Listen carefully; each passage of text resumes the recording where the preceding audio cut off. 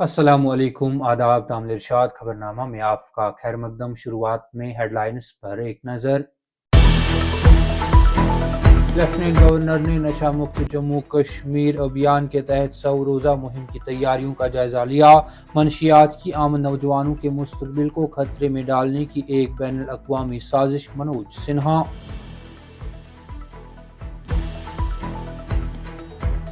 امریکہ کو جنگ بندی کے لیے اسرائیل کے اقدامات کو روکنا چاہیے۔ یہ تنازع ایران نے شروع نہیں کیا تھا بلکہ اس پر مسلط کیا گیا۔ وزیر اعلیٰ عمر عبداللہ۔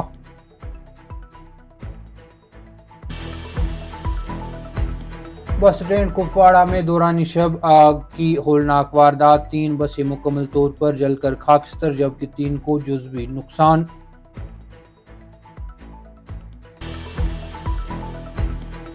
ملک دشمن سرگرمیوں میں ملوث ہونے کا الزام، کٹھوعہ میں شہری پی ایس اے کے تحت گرفتار، جموں جیل منتقل۔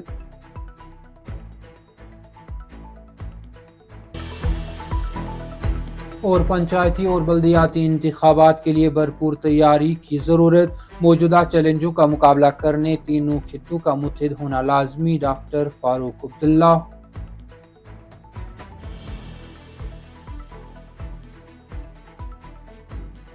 اب پیش ہے ان خبروں کی تفصیل۔ لیفٹیننٹ گورنر منوج سنہا نے ایک اعلیٰ سطحی میٹنگ کی صدارت کی جس میں نشہ مکت جموں کشمیر ابھیان کے تحت آنے والی 100 روزہ سخت مہم کی تیاریوں کا جائزہ لیا۔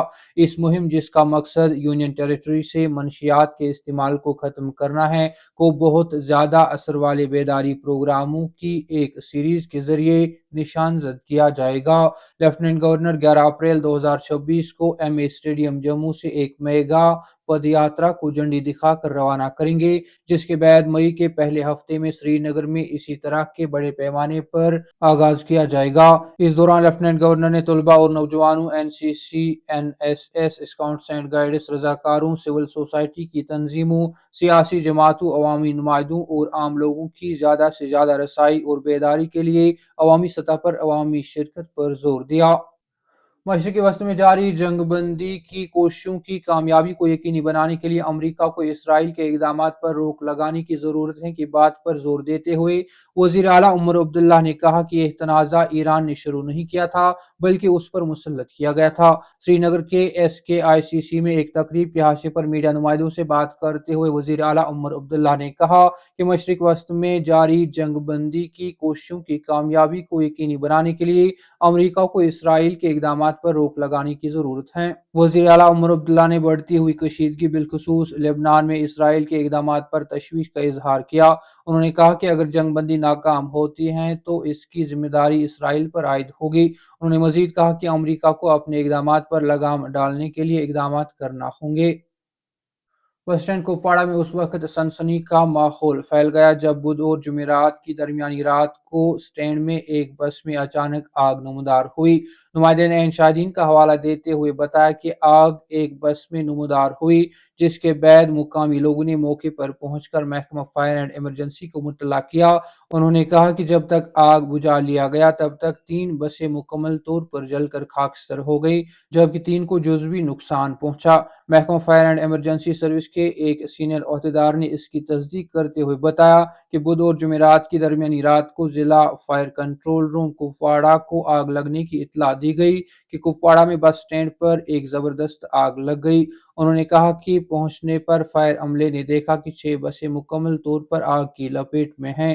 بیان کے مطابق آگ بجھانے کی کارروائیاں فوری طور پر شروع کی گئی اور کئی گھنٹوں کی مسلسل کوششوں کے بعد آگ پر کامیابی سے قابو پا لیا گیا۔ اس واقعے میں کل 7 بسوں کو نقصان پہنچا، جن میں سے 3 بسوں کو شدید نقصان پہنچا جبکہ 3 بسوں کو جزوی نقصان پہنچا اور ایک بس گرمی اور دھوئیں سے متاثر ہوئی۔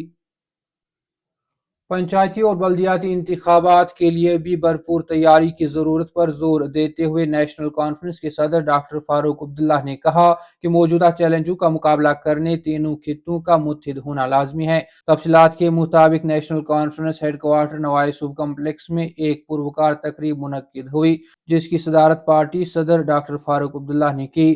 تقریب کا اہتمام سینئر پارٹی لیڈر و راجیہ سبھا رکن ایڈوکیٹ چودھری محمد رمضان کے، پارٹی کے معاون جنرل سیکرٹری سیکرٹری کا عہدہ سنبھالنے کے سلسلے میں کیا گیا تھا۔ اس موقع پر پارٹی کی جانب سے انہیں پھولوں کے ہار پہنائے گئے اور عزت افزائی پیش کی گئی۔ تقریب میں پارٹی کے جنرل سیکرٹری حاجی علی محمد ساگر، صوبائی صدر ایڈوکیٹ شوکت احمد میر، دیگر سینئر رہنما اراکین قانون سازیہ اور ضلع صدور بھی شریک تھے۔ اپنے خطاب میں ڈاکٹر فاروق عبداللہ نے کہا کہ جموں کشمیر اور لداخ کے عوام اس وقت ایک نہایت مشکل دور سے گزر رہے ہیں، جہاں انہیں سخت آزمائشوں اور چیلنجز کا سامنا ہے۔ انہوں نے زور دیا کہ ان حالات کا مقابلہ صرف اتحاد، اتفاق، صبر اور برداشت کے ذریعے ہی ممکن ہے۔ تامل ارشاد خبرنامہ میں آج کے لیے اتنا ہی۔ کل پھر سے ملاقات ہوگی، تب تک کے لیے اللہ حافظ۔